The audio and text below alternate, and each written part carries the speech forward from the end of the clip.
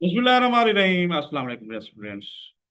उम्मीद है आप सब खैरियत से होंगे। Bukhari information technology system bits के प्लेटफॉर्म पे हम एक और लेक्चर, वीडियो लेक्चर के साथ हाजिर हैं। जैसे कि आपको मालूम है, इंग्लिश की नई बुक आ गई है और पीसीटीवी की वेबसाइट भी मौजूद है और साथ साथ मार्केट्स में भी है। तो वो हम फॉलो कर रहे हैं और बिट्स के प्लेटफॉर्म पे हमारी कोशिश है कि आपको घर बैठे असिस्टेंट मिले। तो उम्मीद है आप इससे बेनिफिट जरूर हासिल कर रहे होंगे। अगर आपको ये काविश हमारी अच्छी लग रही है तो हमें फीडबैक जरूर देते रहा करें। आखिर में हम रब्ता नंबर देंगे, व्हाट्सएप अपना, और साथ साथ ईमेल भी। और आपसे गुजारिश है, आपका फीडबैक हमारे लिए इम्पोर्टेंट होता है। प्लस आप हमारे यूट्यूब चैनल को जरूर सब्सक्राइब कर दिया करें। इससे भी मालूम होता है कि ज़्यादा से ज़्यादा जो हमारे लर्नर्स एंड स्टूडेंट्स हैं वो आ रहे हैं और हमारी हौसला अफजाई कर रहे हैं। जी, आज का हम लेक्चर स्टार्ट कर रहे हैं। जो यूनिट 7 है उसका फोर्थ पैराग्राफ है। ये सामने आपका आप देख सकते हैं, बुक है। ये राइट साइड पे जो आपकी विंडो नजर आ रही है, ये दाएं तरफ, ये fourth. We are suppose to be a classless society. यहाँ से हम आज स्टार्ट करना है क्योंकि लास्ट लेक्चर जो था वो हमने थर्ड पैराग्राफ पे एंड किया था। तो जैसे कि आपको मालूम है, हम हमेशा बड़े इजी वे में आप लोग के लिए ये चीज़ें ला रहे हैं, एक डिफरेंट वे से ला रहे हैं। और आपको हम कोशिश है कि हम एक तो आपकी वोकेबलरी भी बिल्टअप हो, इंफॉर्मेशन इस तरह हम दे रहे हैं, सेंटेंस बाई सेंटेंस हम लेके चल रहे हैं पैराग्राफ को। और फिर हम इसके पार्ट्स ऑफ स्पीच के बारे में जो इम्पोर्टेंट वर्ड हैं, मोस्टली सिनोनिम्स, एंटोनिम्स, फिर इनके ग्रामर के हवाले से भी कुछ आपसे शेयर करते रहते हैं। तो होपफुली आपको ये काफी अच्छी लगेगी। अगर जो स्टूडेंट्स इसको लेके चल रहे हैं हमारे लेक्चर्स को, होपफुली इससे वो बेनिफिट जरूर उठा रहे होंगे। तो हम सबसे पहले अपने, ये देखिए पैराग्राफ 4 के हैं जो अंग्रेजी के मीनिंग उर्दू में है और पार्ट्स ऑफ स्पीच एंटोनिम्स हमने ओपन कर लिए हैं। तो आइए स्टार्ट करते हैं। पैराग्राफ 4, उसका पहला सेंटेंस, वी आर, ये अपोस्ट्रोफी कहलाता है। A R E basically where, ठीक है जी, हैं suppose to be a classless society but we are not. We don't या डो नॉट भी आता है। ये एक हज़फ किया गया होता है एक वर्ड, जैसे O T N O T को तो डोंट लिखते हैं, उसको पढ़ते हैं। अगर वैसे लिखते हैं डू नॉट भी लिख सकते थे। जैसे इधर वही स्पेस देगा, आर लिख सकते, देखा वो है, ठीक है जी। अच्छा, वी डो नॉट या don't recognize a titled nobility. तो आइए इनके हम मीनिंग पहले देख लेते हैं। जो इंपॉर्टेंट वर्ड है, सपोज्ड है, समझाया गया, एडजेक्टिव वर्ब भी हो सकता है, अज्यूम, असूम्ड, असूम्ड मतलब मफरूजा, प्रेज्यूम्ड ख्याल किया गया, रियल हकीकी, प्रोवन साबित शुदा। क्लास ने जिसकी कोई तबका ना हो, क्लास ना हो, ठीक है जी। ये यहाँ पे हम देख रहे, बेतबकाती एडजेक्टिव है। एंड एगैलिटेरियन, बराबरी पर मबनी, एंड अनरैंक्ड गैर दर्जाबंद, ठीक है, ये ऐसे नाम से। एंटोनिम्स क्या है, क्लास बेस्ड, तबकाती, एंड दर्जाबंदी, हायरार्किकल, ठीक है, हायरार्किकल, दर्जाबंद। उसके बाद ही वो यार ना, अच्छा, यहाँ पे टाइटल्ड आ गया, ये किताब याफ्ता। एडजेक्टिव है, ऑनर्ड मॉजिज, डिजिग्नेटेड नाउन, अनटाइटल्ड बेखिताब, कॉमन आम। नोबेलिटी, अशराफिया, आला तबका, ये यहाँ पे हमें इसका मतलब है, नाउन है। और अरिस्टोक्रेसी, अशराफिया, एलीट, अरिस्टोक्रेसी क्या है जी, अशराफिया, एलीट, आला तबका, एंड पीजेंट्री, किसान तबका, एंड कॉमनर्स, आम लोग। तो ये हमारे जो वर्ड्स थे हमने इसको देख लिया है, इनकी मीनिंग देख लिए हैं। तो आइए हम आप दोबारा फिर अपने सेंटेंस को देख लेते हैं। वही आर सपोजिंग, आर के साथ थर्ड फॉर्म ऑफ वर्ब है, ठीक है। सपोज जैसे कि आपने मीनिंग ऊपर देखा है ना जी, दोबारा दिखा देते हैं आपको। समझा गया, फर्ज किया गया, something. To be, to be का मतलब ये इन्फिनेटिव है, बी एक वर्ब भी है, तो इन्फिनेटिव वर्ब है। एक क्लासलेस सोसाइटी, बेतब का मुआशरा, बट लेकिन कंजक्शन है, वी आर नॉट, लेकिन नहीं है। We do not recognize, recognize माने पहचानना, ठीक है जी। हाँ, तो समझना भी कह सकते हैं, पहचानना वर्ड है। ए टाइटल्ड यानी कि खिताब याफ्ता, नोबेलिटी शराफत को कहते हैं। तो ये प्रेजेंट इंडेफिनिट नेगेटिव सेंटेंस आ जाएगा फिलहाल, मतलब ना मनफी। और ये पैसे वाइज का फिक्रा है, लेकिन फिलहाल जो आपका सिंपल है प्रेजेंट इंडेफिनिट, लेकिन पैसे वाइज है। तो अब इसका क्या हम ट्रांसलेशन कर सकते हैं प्रोफेशनली, सॉरी, हमने अपने तरीके से आपको समझा दिया है। तो प्रोफेशनल से मतलब है हमने इसको सही तरीके से किस तरह आप ट्रांसलेट करना है ताकि हमें मीनिंग भी समझ आ जाए। और इसका ट्रांसलेशन इस तरह करनी होती है हमें। हमें एक बेतबका यानी क्लासेस मुआशरा होना चाहिए, ठीक है जी। या समझा जाना चाहिए। लेकिन हम ऐसा नहीं है, बट वी आर नॉट, ठीक है जी। हम किसी, we do not recognize titled nobility, हम किसी नोबिलिटी बाइजल कहते हैं, खिताब याफ्ता टाइटल्ड कहेंगे।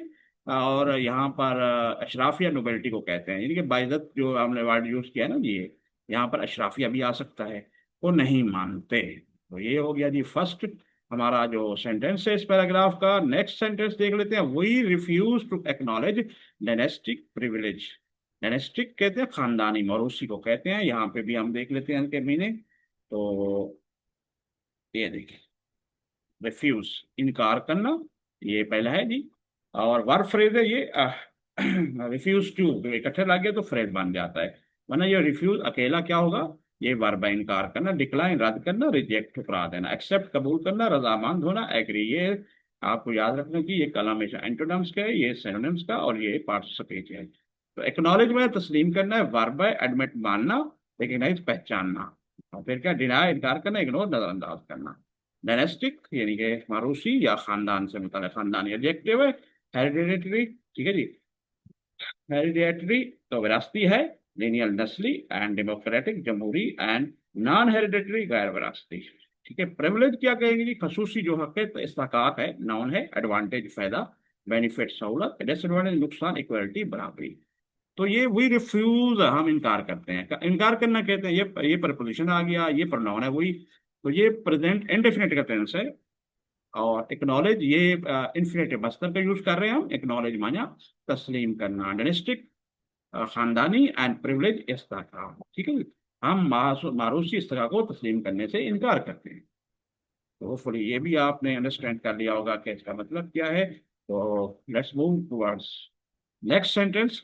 But we certainly separate the valued from the valueless, and it has a lot to do with jobs and importance or prestige we attach to them। ठीक है जी। तो इसका क्या मीनिंग है ये देख लेते हैं, इनके मीनिंग देखते हैं, फिर हम जो इम्पोर्टेंट वर्ड है यहाँ पे सेटली का देख लेते हैं। सेटली माना यकीनन होता है, एडवर्ब, और श्योरली यकीनी तो डेफिनेटली बिलाशुबा। तो शायद पॉसिबली एंटीनेम्स होगा, और डॉटफुली शक के साथ। इसके बाद ही अगला वर्ड है सेपरेट, अलग करना, अलग, या वर्ब भी हो सकता है, एडजेक्टिव हो सकता है, डिवाइड तकसीम करना, आइसोलेट अलग करना, जॉइन मिलाना, एंड यूनाइट इकट्ठा करना। वैल्यूलेस क्या होता है जी, बेकीमत, एडजेक्टिव। वर्थलेस बेकदर, यूजलेस बेफायदा। वैल्यूएबल काबिल कदर, प्रेशियस। प्रेशियस क्या होता है जी, कीमती जो चीज हो। फिर इंपॉर्टेंस, ठीक है जी, अहमियत, जो अहम हो जो चीज। नाउन है, सिग्निफिकेंस मानवियत जो मानी रखे, वैल्यू कदर कीमत। इनसिग्निफिकेंस गैर अहमियत, एंड अनइम्पोर्टेंस बेकदरी। अटैच में मुंसलिक करना, वर्ब है। कनेक्ट जोड़ना, अफेक्स चस्पा करना, यानी कि साथ जो चस्पा करते हैं। डिटैच अलग करना, रिमूव हटाना। ठीक है जी, एंटोनिम्स हो गया ये। तो ये देखिए, तो आइए हम इस वर्ड को देख लेते हैं। फिर बट आपको पता है कंजंक्शन के तौर पर यूज होता है। अगर नए फिक्र के आगाज में है तो वो पिछले से जोड़ रहा है, ठीक है जी। वही सटली, हम यकीनी तौर पर सेपरेट, यानी कि सेपरेट करना, जुदा करना या अलग करना, ये देखें। तो ये प्रेजेंट इंडेफिनिट का टेंस है, ठीक है ना। वही subtly the valued from the valueless, यानी वैल्यूड क्या है, आपने देखा वैल्यूड जैसे कीमत हो, बेकीमत। फ्रॉम द वैल्यूलेस, बेकीमत, बेकीमती जिसकी कीमत ना हो। एंड ये देखिए कंजंक्शन यहाँ यूज हो रहा है, जो हरूफे भी कहते हैं। And it has a lot to do, ठीक है ना। हैज, इट हैज आगे ये हैज वर्ड का इस्तेमाल होता है, यानी कि इट का ये प्रोनाउन है। यहाँ पे किस तरफ इशारा कर रहा है, जो पीछे जो इश्यू से चल रहे हैं उसकी तरफ इशारा है, ठीक है जी। हैज है, जैसे मेरे पास एक किताब है, I have a book, he has a book. तो उस माने में ये मलकीती वाले से हाल का फिक्र है, लेकिन मलकियत के लिए ए लॉट टू डू, ये इन्फिनेटिव है, करना। विद जॉब्स, नौकरी, मुलाजमत, साथ प्रपोजिशन है। एंड और कंजंक्शन आ गया मिलाने के लिए। The importance or prestige we attach. Important अहमियत या इज्जत कहते हैं प्रेस्टीज, जो आप नीचे भी हम मीनिंग देख चुके हैं जी। ठीक है, वही अटैच टू देम, अटैच माने मुंसलिक करना। तो होपफुली ये सारी आपको कंसेप्ट क्लियर हो गए होंगे। तो आइए हम इनका ट्रांसलेशन कर लेते हैं। तो ये पैराग्राफ भी ये छोटा था, एंड हो जाएगा यहाँ। लेकिन हम यकीनन काबिल कदर लोगों को बेवकूफ़ लोगों से अलग कर देते हैं, और उसका गहरा ताल्लुक उन नौकरियों से, और अहम, और हम जो अहमियत या इज्जत उन नौकरियों से मनसूख करते हैं। मुराद यही है कि हम वो जो कदर हो उनकी, उस हिसाब से नहीं देख रहे होते, बल्कि नौकरियों से और उनकी अहमियत और नौकरी से मनसूब करते हैं। तो उस हिसाब से ये आथर जो है मुसलसल इसको लेके जा रहा है। इस जो हम पढ़ रहे हैं यूनिट 7 का। तो आइए हम अब इसका क्योंकि पैराग्राफ एंड कर चुके हैं तो देख लेते हैं कि हम कहाँ पहुंच गए। ये देखें ये फोर्थ है, यहाँ तक हम पहुंच चुके हैं। तो हम इसको अभी अपने हमेशा की तरह डिजिटल टूल से हम इसको रीड आउट करा लेते हैं और फिर हम आगे चलेंगे जी। We're supposed to be a classless society, but we are not.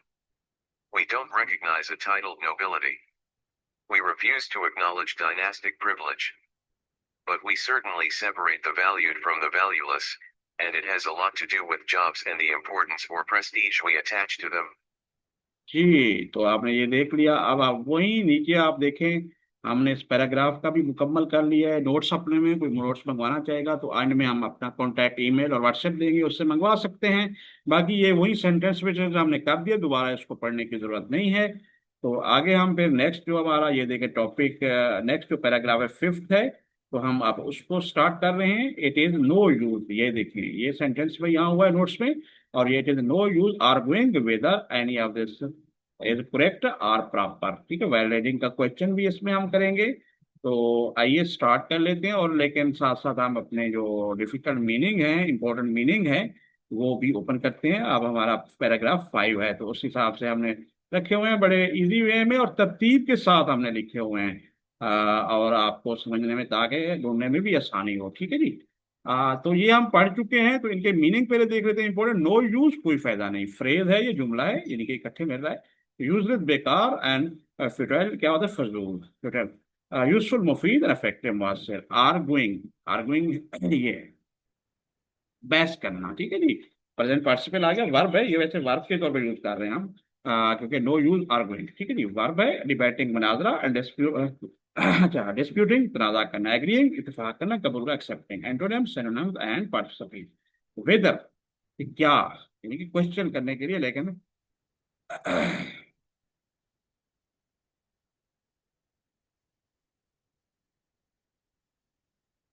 ये है। तो कंजक्शन है इफ, अगर, इन केस, सूरत में। ये क्योंकि मिला रहा है इस क्लास को इसके साथ। Any of this is correct, correct माना दुरुस्त। एडजेक्टिव वर्ब राइट सही, एक्यूरेट दुरुस्त, एंड एक्यूरेट गलत है, रॉन्ग भी गलत है। तो होपफुली आपको ये क्लियर हो गया होगा। अब जी नेक्स्ट है जी, करेक्ट पे आ गए हैं जी। करेक्ट और फिर प्रॉपर। दुरुस्त एडजेक्टिव वर्ब भी हो सकता है, राइट सही, एक्यूरेट दुरुस्त, इनएक्यूरेट गलत, एंड रॉन्ग गलत। प्रॉपर मुनासिब एडजेक्टिव है, सूटेबल मौजू अप्रोप्रिएट। दुरुस्त इम्प्रॉपर नामुनासिब गलत रॉन्ग। रेशनली मुंतकी अकली तौर पर, एडवर्ब है लॉजिकली मुंतकी तौर पर, रीजनेबली अक्लमंदी से, इमोशनली जज्बाती, और इरेशनली गैर अकली तौर पर। तो इट इज सिली, सिली माना कहते बेवकूफ, फजूल। एडजेक्टिव फूलिश अहमक एंड रिडिकुलस। तो रिडिकुलस क्या है जी, मजाक का खेल। वाइज अक्लमंद एंड सेंसिबल समझदार। ये antonym synonym part of speech हो गया। तो इट इज, इट इज किसी बात को समझाने के लिए इट का यूज भी करते हैं। तो ये का मतलब है इज जो है विधान में यहाँ पे यूज हो रहा है। नो यूज, मैंने आर्गुइंग मैंने दलील देना, ये आपको पता है, बहस करना, आर्गो करना। तो वेदर ये कनेक्शन है। तो any of this is correct. ठीक है ना।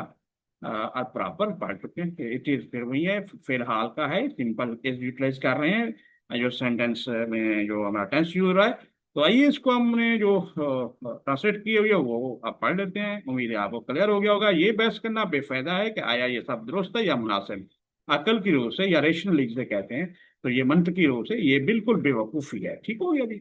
अब जी नेक्स्ट ही सेंटेंस इस पैराग्राफ का देख लेते हैं। तो आगे हम इसको भी लेके चलते हैं, जो सिस्टम से हमने देखना है यहाँ पे।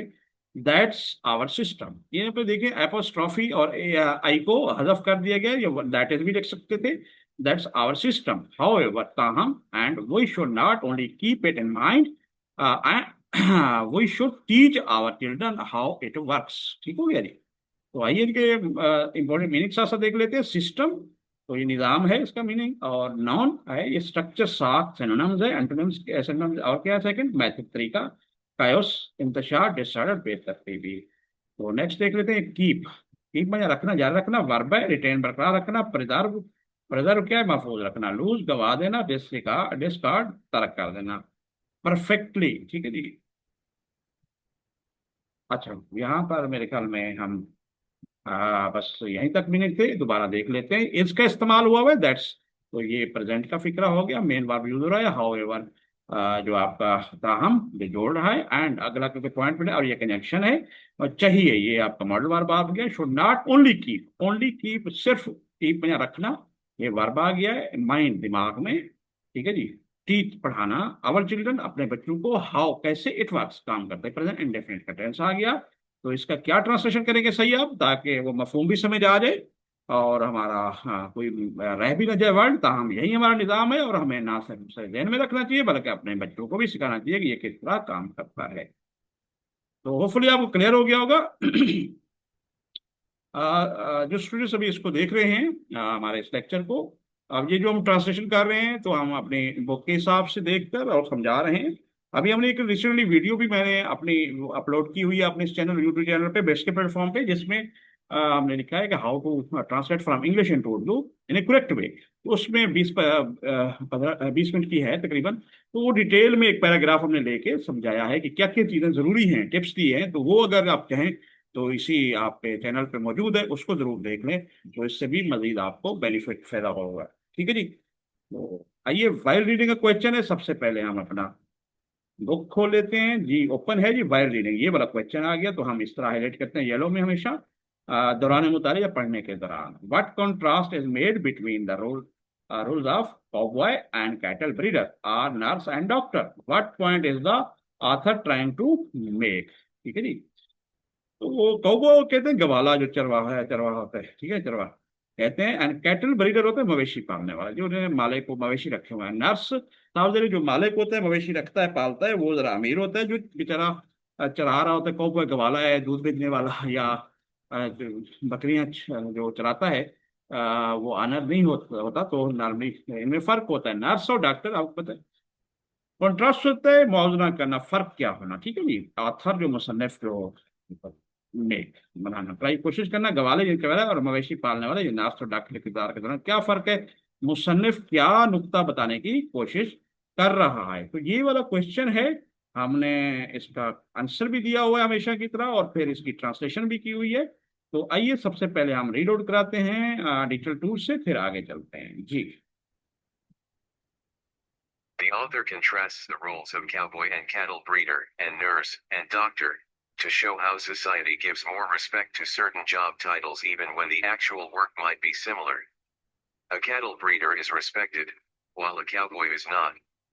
A doctor is highly respected, but a nurse, despite being essential, is less valued. The author is trying to show that our respect is based more on job titles and social status than on the real value or effort of the work. जी, तो यहाँ पे आपने कुछ meaning देख लिए हुए हैं उधर। तो सोसाइटी मुआशरों के अंदर रिस्पेक्ट इधर को देखते हैं, इधर कैटल ब्रीडर जो आपको बताया, मवेशी पालने वाला, ब्रीड करने वाला, असेंशियल जरूर डिस्पाइट के बावजूद, रिस्पेक्ट इधर कहते हैं, स्टेटस मर्तबा होता है, सोशल समाजी को कहेंगे। तो रियल वैल्यू हकीकी कीमत, एफर्ट कोशिश है। तो मुसन्निफ ने चरवाहे और मवेशी पालने वाले और नार्स और डाकुओं के किरदार का मुआवजा करते हुए दिखाया कि किस तरह मुआशरा कुछ मुलाजमत को मुआवनत को ज्यादा एहतराम देता है, यहाँ तक कि जब असल काम एक जैसा हो सकता है। मवेशी पालने वाले का एहतराम किया जाता है, जबकि चरवाहे का एहतराम नहीं किया, यानी गवाले का जो कौवा है। ये डॉक्टर का बहुत एहतराम किया जाता है, लेकिन एक नार्स जरूरी होने के बावजूद काम की मजीद अहमियत है। मुसन्निफ ये जाहिर करने की कोशिश करे कि हमारा एहतराम काम की हकीकी कदर या कोशिश से ज्यादा मुलाजमत के उन्वानात और समाजी हैसियत में मबनी है। साहब जरे हम अपने माशरे में भी देख सकते हैं, इसी तरह ही ये बर्ताव होता है। और ये बच्चे हमने अपने आंसर में एड्रेस कर दिया, आंसर क्वेश्चन का जो वाइल रीडिंग का पार्ट था। तो हम फिर इट इज यहाँ पे perfectly swell to want to grow up to be a cowboy or a nurse. तो अभी हम अपने जो मीनिंग है, डिफिकल्ट मीनिंग, वो हम ओपन कर लेते हैं, जो इम्पोर्टेंट हमने नोट किए हुए हैं। और ये देखिए, हमने ये कंप्लीट पढ़ा है अभी बुक में। तो इसकी मीनिंग देखिए, स्वेल कहते हैं जी फूलना या शानदार को कहते हैं, वर्ब भी हो सकता है, एडजेक्टिव भी हो सकता है। एक्सपैंड फैलना, एक्सीडेंट उम्दा, श्रिंक सिकुड़ना, एंड ऑफर बुरा। तो ग्रो अप यहाँ पे है जी, ग्रो अप का मतलब है बड़ा होना, वर्ब फ्रेज है ये। मेच्योर बालक होना, एज उम्र बढ़ना, स्टेयर यंग नौजवान है, रिमेन चाइल्डिश बचकाना। रहना, ये देखिए ये एंटोनिम्स है, ये सिनोनिम्स और ये पार्ट्स ऑफ स्पीच है। तो टू बी ए काउबॉय, चरवाहा को कहते हैं, नाउन है। और इस तरह रैंचर, मवेशी पालने वाला, हर्डर चरवाहा, इसका एंटोनिम नहीं। कॉन्ट्रास्ट क्या है जी? हाँ, ये हमने जो पीछे वो बताने की कोशिश करें, जो हमने वाइल रीडिंग का क्वेश्चन था, तजाद इसका मतलब है नाउन वर्ब है, डिफरेंस वर्ब है, कंपैरिजन मौजू, मवाजना है, सिमिलरिटी मवासलत, लाइकनेस मुशाबहत। मेक बनाना वर्ब है, क्रिएट तख्लीक करना, और प्रोड्यूस पैदा करना, डिस्ट्रॉय तबाह करना, ब्रेक तोड़ना। ठीक है जी। अब यहाँ पे ये फिर क्वाइट से शुरू करेंगे, और यहाँ तक ये क्लियर हो गया हमारा। तो आइए हम इसको देख लेते हैं। इट इज परफेक्टली, यानी कि अब ये बात की तरफ इशारा है कि इज वर्ब है मुकम्मल तौर पर, परफेक्टली। ठीक है ना जी। ये जो स्वर में शानदार, उम्दाबाद जो होते हैं, टू वांट इन्फिनेटिव है, चाहना, टू ग्रो अप, ये भी इन्फिनेटिव है, और वर्ब फ्रेज आ गया है, बढ़ना, यानी कि grow up. To be a cowboy nurse, ठीक है ना, यानी काउबॉय और नर्स के अंदर काउबॉय ये कहा जाए, नर्स बनने की ख्वाहिश रखना। तो वांट टू ग्रो अप, या उसको बढ़ना है, बिल्कुल उम्दा बात, बहुत ही मुकम्मल, यानी कि बिल्कुल परफेक्टली, ठीक है ना, उम्दा बात है मुकम्मल तौर पर। तो ये भी आपको क्लियर हो गया होगा मीनिंग। तो अब नेक्स्ट जी अपना देख लेते हैं। Kids should know how ever that quite apart from earnings potential, the cattle breeder is much more respected than the head hand। अच्छा, हाउ हाउ एवर क्या है जी यहाँ पर? ताहम इसका मतलब है। तो पहले हम इसके मीनिंग देख लेते हैं। क्वाइट काफी, बिल्कुल, एडवर्ब है, वर्ब बहुत, कंपेरेटिव मुकम्मल, हार्डली मुश्किल से, बामुश्किल, बैडली, अपॉर्ट, ठीक है जी। ये है अलग अलग। एडवर्ब भी हो सकता है, एडजेक्टिव भी है, सेपरेट अलग, एंड साइड अलग, ठीक है जी। और टुगेदर इकट्ठे, एंड कनेक्टेड जुड़ा हुआ। यहाँ पर अच्छा, अर्निंग आमदनी नाउन है, और ये आमदनी, आमदनी इनकम, सॉरी, आमदनी, वेजेस, तनख्वाह, एक्सपेंसेस, अखराजात, और लॉस, नुकसानात। Antonym synonym part of speech.